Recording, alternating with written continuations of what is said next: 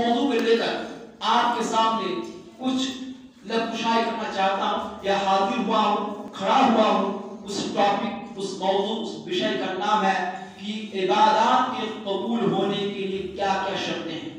آپ جو عبادات کرتے ہیں، جو آپ عمل کرتے ہیں، نیک عمل کرتے ہیں، ان عمل کے، ان عبادات کے قبول ہونے کے لیے کیا کیا شرطیں ہیں، اس وشے اور اس ٹاپک پر میں آپ کے سامنے چند منٹیں جو ہیں، چند لمحات جو ہیں، میں اسی پر بات کروں گا۔ اب آئیے، سب سے پہلے ہم کو جاننا ضروری ہے کہ ہم جو بھی عبادات کرتے ہیں، جو بھی کام کرتے ہیں، جو بھی نیک عمل کرتے ہیں، اس نیک عمل کے قبول ہونے کے لیے کتنی شرطیں ہیں۔ جو بنیادی شرطیں ہیں، یعنی فنڈامنٹلی جو کنڈیشن ہے وہ کتنے ہیں، فنڈامنٹلی کنڈیشنز کتنے ہیں، آپ کو جاننا ضروری ہے۔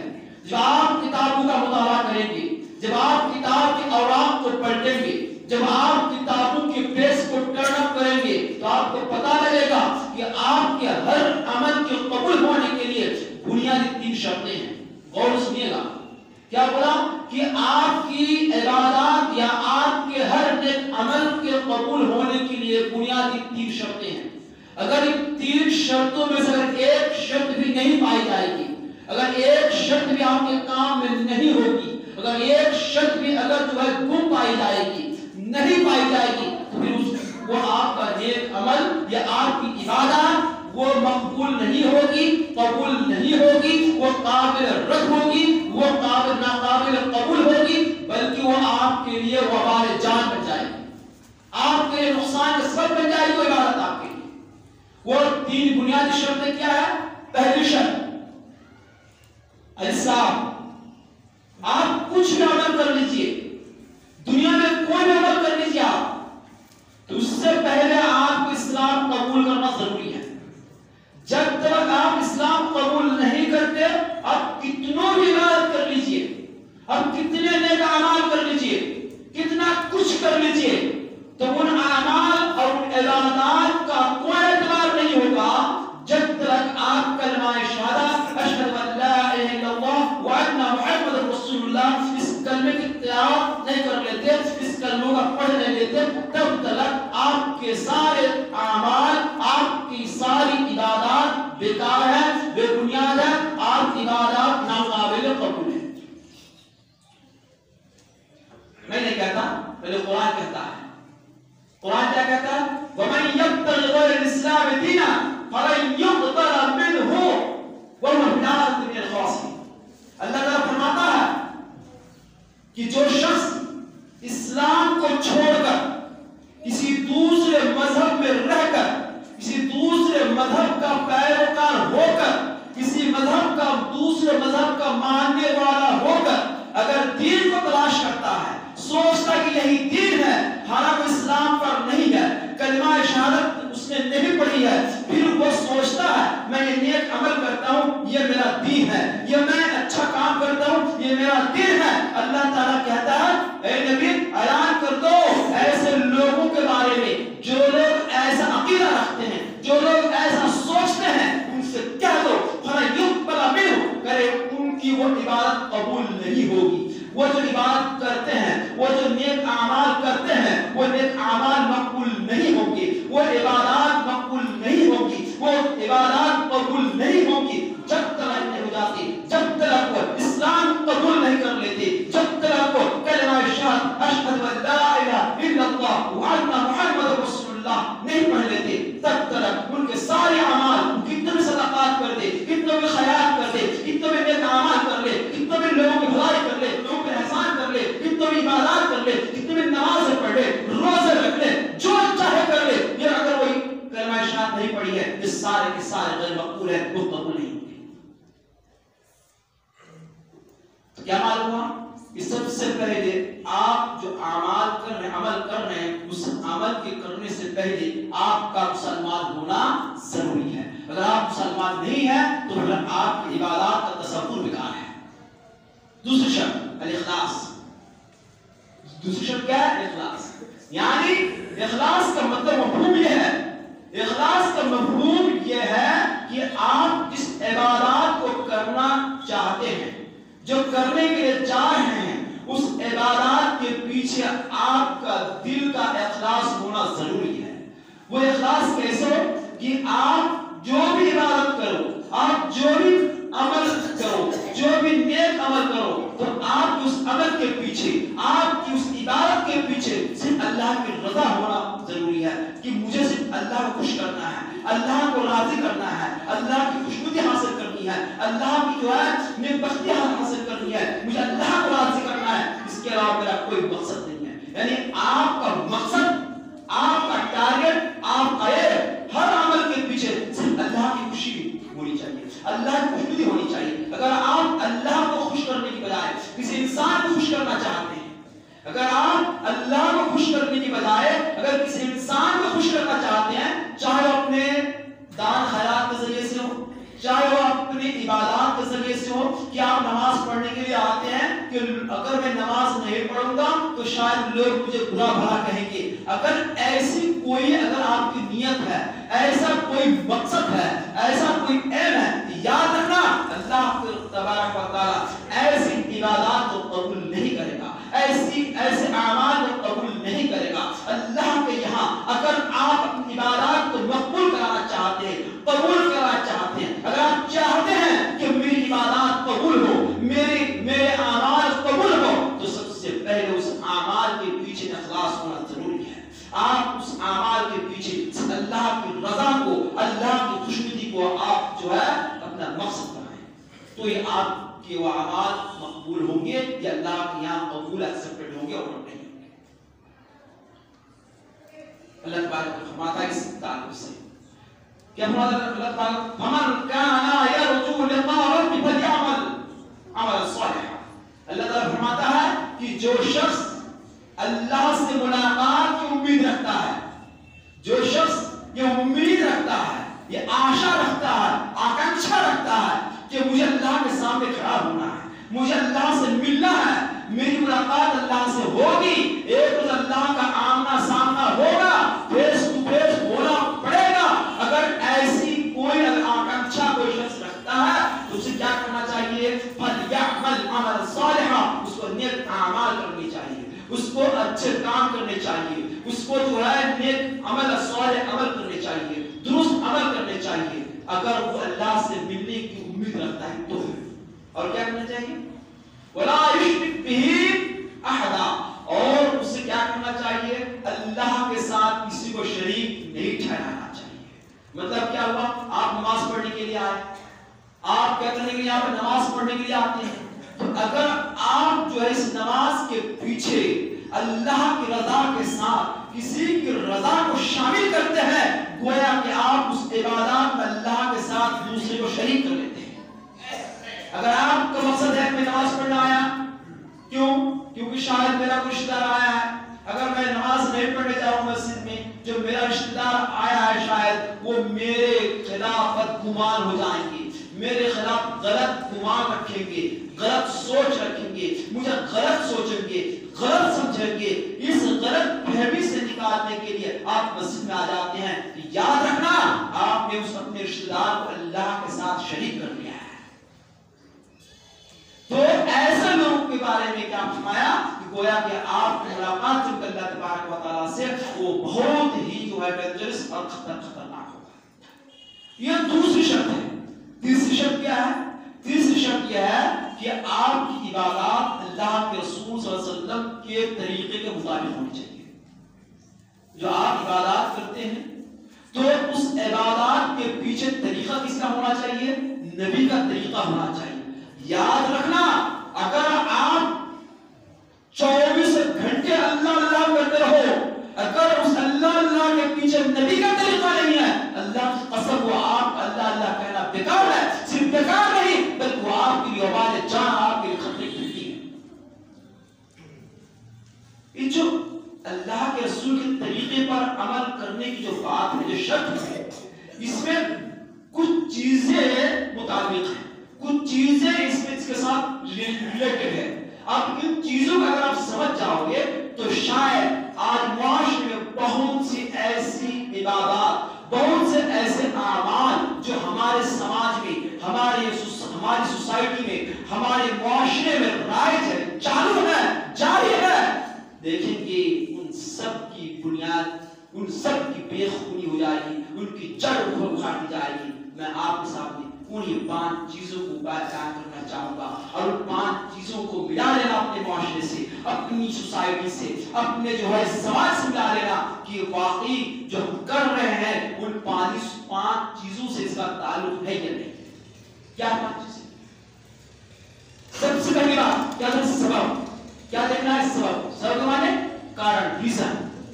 آپ کوئی کام عبادت کر رہے ہیں، غور سنیں اس بات کو، آپ کوئی کام کرنے کے لیے جا رہے ہیں اور اس کام کے پیچھے آپ ایک ریزن بتا رہے ہیں، ایک وجہ بتا رہے ہیں، سبب بتا رہے ہیں، کارن بتا رہے ہیں، اس کارن میں یہ کام کرتا۔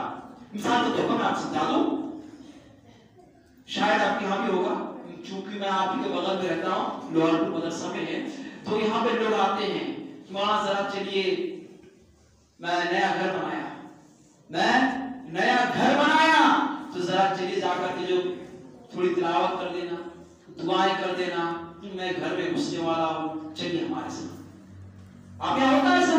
ہوتا ہوگا، مجھے تو لگتا ہے ایسا ہوتا ہوگا۔ ایسا رواج شاید بنگال کے اکثر و بیشتر علاقوں میں پائے جاتے ہیں۔ کیا فرمایا میں نے کہ وجہ، آپ جو کام کرنے کے لیے جا رہے ہیں، جو عمل کرنے کے لیے جا رہے ہیں، اس عمل کی جو وجہ ہے، اس عمل کا جو سبب ہے، اس کام کا ریزن کیا واقعی اسلام نے یا اللہ کے رسول نے اس سبب سے، اس ریزن کی وجہ سے یا اس وجہ سے وہ عمل کیا جو آپ کر رہے ہو۔ مثال ہم گھر کی افتتاح کرنے کے لیے چلے گئے، نیا گھر ہے، نئی دکان ہے، ابھی اس کی تقریب کرنی ہے، اس کی جو ہے ہم کو افتتاح کرنی ہے، ٹھیک ہے نا، ہم چلے جاتے ہیں۔ اب بتاؤ، آپ غور سے ذرا سوچو کہ اللہ کے رسول صلی اللہ علیہ وسلم کا طریقہ میں بتایا کہ کبھی آپ نے سوچا کہ اللہ کے رسول صلی اللہ علیہ وسلم زمانے میں گھر بنا کرتے تھے، ان کے زمانے گھر بنتے تھے۔ ارے آپ کام ہیں، نبی سے محبت کرنے والا ہم سے لاکھوں گنا سے زیادہ محبت کرنے والے صحابہ کرام تھے، اور ہم سے کہیں، ہم سے مولانا ملا سے کہیں زیادہ بابرکت ذات تھی نبی کی ذات، کہیں لاکھوں گنا زائد ان کی ذات کی برکت تھی۔ اگر وہ ذات جس کی ذات کی برکت کو حاصل کرنے کے لیے صحابہ کرام نے ان کے بدن تک اپنے پورے بدن میں بن گیا تھا۔ میں آپ کو یاد دلا دوں کہ اللہ کے رسول صلی اللہ علیہ وسلم ایک مرتبہ کا واقعہ ہے، اللہ کے رسول کے وضو کا پانی اپنی ہتھیلی سے ایسے ٹپکتا رہتا ہے، تو صحابہ رسول اللہ اجمعین کیا کرتے ہیں، اس پانی کو لے کر اپنے پورے بدن میں مل رہے ہوتے ہیں، پورے بدن میں اس کو مل رہے ہیں، تبرک حاصل کرنے کے لیے، برکت حاصل کرنے کے لیے۔ یہ عقیدہ تھا ان کا، اتنے محبت تھی ان کو۔ ذرا بتائیے کہ وہ سارے صحابہ جن کو اللہ کے رسول سے اتنی محبت تھی، اتنے عقیدت مند تھے، تو کیا اپنے گھر بنائیں اور اس گھر میں اللہ کے رسول کو مدعو نہ کرے، دعوت نہ کرے، انوائٹ نہ کرے، انوائٹ کر کے اس گھر کی جو ہے قرآن کی تلاوت سے ابتدا نہ کرے؟ اس ہو سکتا ہے؟ اگر یہ کام اچھا ہوتا تو ایسا اللہ کے رسول صلی اللہ علیہ وسلم سب سے پہلے کرواتے۔ صحابہ کرام سے نہیں کروائے، صحابہ کرام نبی سے اپنے گھر کی ابتدا نہیں کروائی، نہیں فرمایا نبی صلی اللہ علیہ وسلم کہ آ جائیے قرآن کی تلاوت کرتے ہیں اور اپنے گھر کی ابتدا کر دیجیے، ایسا کبھی نہیں ہوا۔ تو پھر ہم کون ہوتے ہیں ایسا کرنے والے؟ جب اس کو قرآن کی تلاوت کو گھر کی ابتدا کے لیے سبب نہیں قرار دیا ہے تو پھر ہم کیوں کرتے ہیں؟ کس بنیاد پہ کرتے ہیں؟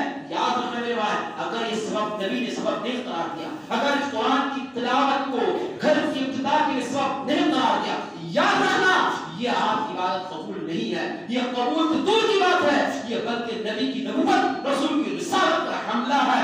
آپ نے حملہ کیا رسول کی رسالت پر، بلکہ آپ نے رسول پر الزام لگایا ہے، رسول پر الزام لگایا آپ نے کہ رسول نے یہ کام نہیں کیا۔ اس کا مطلب آپ یہ کہنا چاہتے ہیں کہ نبی کو کرنا چاہیے تھا، نہیں کیا، غلط کیا، میں کر رہا ہوں، میں صحیح کر رہا ہوں۔ یہ الزام ہے آپ کا اپنے اعمال کے ذریعے سے، گرچہ زبان آپ نہیں بولتے لیکن آپ کا اعمال بتا رہا ہے کہ آپ الزام ٹھوک رہے ہیں، الزام لگا رہے ہیں نبی پر کہ نبی کو کرنا چاہیے تھا یہ کام، قرآن کی تلاوت کرنی چاہیے تھی نئے گھر میں، نبی نے نہیں کیا تو ہم کر رہے ہیں، ہم اچھا کام کر رہے ہیں۔ نعوذ باللہ من ذلک۔ نبوت، نبی کی نبوت، رسول کی رسالت پر حملہ کرنے والے کا انجام کیا ہوگا آپ ہم سے بہتر جانتے ہوں گے۔ بہت برا حال ہمارے معاشرے کا، ہم ایسے عبادات کو یاد کر دیے جیسی عبادات کا وجود ہے ہمارے سماج کے اندر کہ آپ سوچ بھی نہیں سکتے. یہ تو پہلی چیز تھی. دوسری چیز جو میں نے کہا کہ اللہ کے رسول کے طریقے سے متعلق جو 5 چیزیں میں کہنا چاہتا تھا, دوسری چیز کیا ہے؟ کیفیت. کیفیت کیا ہے؟ کیفیت کیا ہے کہ جو کام اللہ کے رسول نے جیسے کیے ویسا آپ کو کرنا ہے. جو کام جس طریقے سے, جس جگہ, جس وقت, جس طریقے سے کیا ہے اسی طریقے پر, اسی جو ہے طرز پہ کرنا, یہ ہے اللہ کے اس طرح طریقے پر عمل کرنا. اگر کوئی شخص مثال کے طور پر ہم یہاں پہ جو ہے کیا کرتے ہیں, خطبہ دیتے ہیں. تو خطبہ کب دیتے ہیں؟ نماز سے پہلے. نماز جمعہ کی نماز سے پہلے ہمارا خطبہ ہوتا ہے, پھر نماز ہوتی ہے. یہ طریقہ ہے نبی کا. نبی کا طریقہ کیا رہا؟ پہلے قیام ہوتا ہے, پھر رکوع ہوتا ہے, پھر قیام ہوتا ہے, پھر سجود ہوتے ہیں. تو یہ طریقہ ہے نبی کا نماز پڑھنے کا. اگر کوئی شخص سوچے کہ یہ طریقہ شاید ایسے نہ ہو کر ایسا اگر ہوتا تو شاید بہتر ہوتا. نبی کے طریقے سے ہٹ کر اپنے طریقے پر عمل کرنے والوں ذرا یاد کرنا, یہ کہیں نہ کہیں نبی کی نبوت, رسول کی رسالت پر حملہ ہے, یہ دخل اندازی ہے, انٹرفیئر ہے, اور اس کو اللہ تبارک بھی برداشت نہیں کرے گا. میں بات بتاؤں گا, انشاءاللہ باتیں آئیں گی. تیسری چیز کیا ہے؟ ترتیب. ترتیب ضروری ہے آپ کی. ترتیب کیا چیز ہے؟ مثال کے طور پر سیریل ضروری ہے. سیریل ضروری ہے. جو کام پہلے کرنے کا, جو بات کو بعد میں کرنے کا. اگر آپ کہو گے میری مرضی ہے کوئی بھی پہلے کر لوں تو کیا ہو جائے گا, یہ تو اچھا کام ہے, اللہ تعالیٰ خوش کرنا مقصد ہے میرا, میں تو اللہ کو ناخوش نہیں کرنا چاہتا. یہ کچھ لوگوں کی دلیل ہے, اپنی دلیل ہے کہ اگر جو ہے کیا ہو جائے گا, اچھا کام کر رہا ہے تو کیا غلط ہے اس میں؟ تو اللہ ہی پکار رہا ہے بھائی, اللہ ہی کو تو مان رہا ہے, اللہ ہی کو تو پوچھتا ہے, اللہ ہی کی بات کرتا ہے, تو اختلاف کیوں؟ تو یاد رکھنا اللہ کے رسول کے طریقے کے اتباع کے پیچھے ترتیب ضروری ہے. کیا ہے؟ مثال کے طور پر پہلے آپ کو قیام کرنا ہے, پھر رکوع کرنا ہے. اگر آپ سے پہلے رکوع کرتے ہیں پھر رکوع کیا کریں گے؟ قیام کریں گے. یہ ترتیب کے خلاف ہے, یہ اللہ کے رسول کے طریقے کے خلاف ہے. اور ایسا اگر آپ کرتے ہیں تو یاد رکھنا وہ آپ کی بات مقبول نہیں ہوگی, بلکہ آپ کی وبال جان بن جائے گی. اسی بات کو اللہ کے رسول صلی اللہ علیہ وسلم نے من عمل عملا لیس علیہ امرنا, جس کسی نے کوئی ایسا عمل کیا جس پر میرا مہر نہیں ہے, اسٹامپ نہیں ہے, یاد رکھنا وہ عمل مقبول نہیں ہے, قابل رد ہے, وہ پھینک دینے کا لائق ہے, وہ چھوڑ پھینک دینے کا لائق ہے. چوتھی چیز کیا ہے؟ زمان, یعنی وقت. مثال کے طور پر جو کام کر رہے ہیں وہ کام جس وقت رسول نے کیا ہے اسی وقت آپ کو کرنا ہے. ہمارا کیا ہے؟ قربانی کا جانور ذبح کب کرنا ہوتا ہے؟ عید کی نماز کے بعد.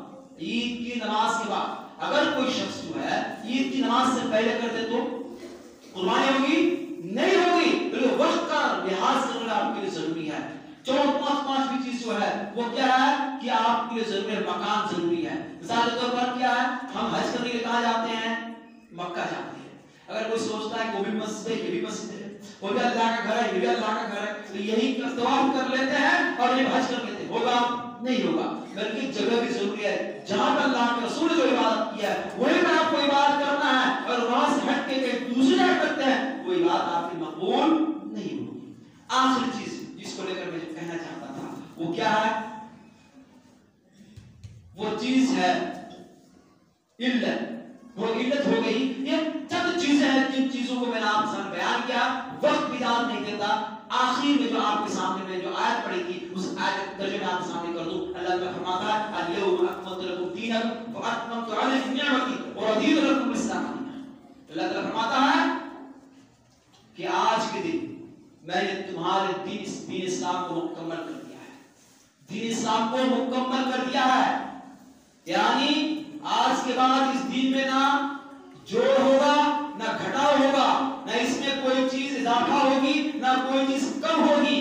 جو کچھ بھی ہے وہ مکمل ہو گیا ہے. میں آپ کو ایک مثال سے سمجھا دوں. آپ دیکھتے ہوں گے بوتل, پانی کا بوتل دیکھے ہوں گے. اسی طریقے سے آپ کوئی ڈبہ لے لیجئے.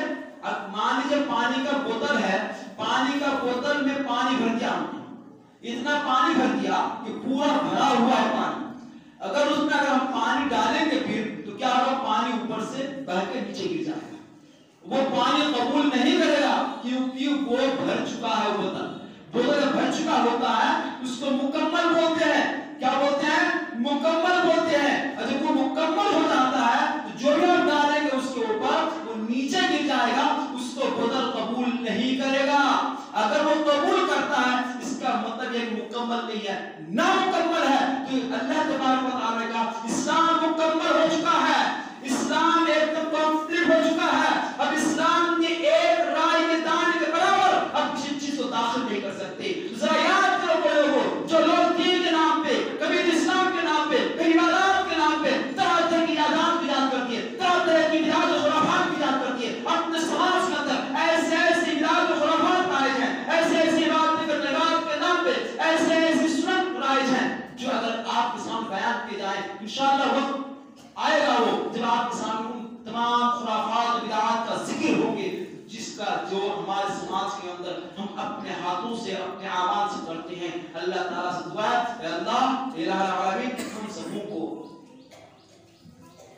پکا سچا مسلمان, تیرے نبی کے متبع اور تیرے نبی کا تابع بناتے. یا الہ العالمین ہم تمام مسلمانوں کو صحیح قرآن سے سنت پر عمل پیرا ہونے کی توفیق عطا فرما. یا الہ العالمین ہمیں کا جو بیمار ہے اس کو شفا عطا فرما. اے الہ العالمین ہمیں کا جو گزر گیا ہے اللہ اس کی مغفرت فرما. وما علینا الا البلاغ.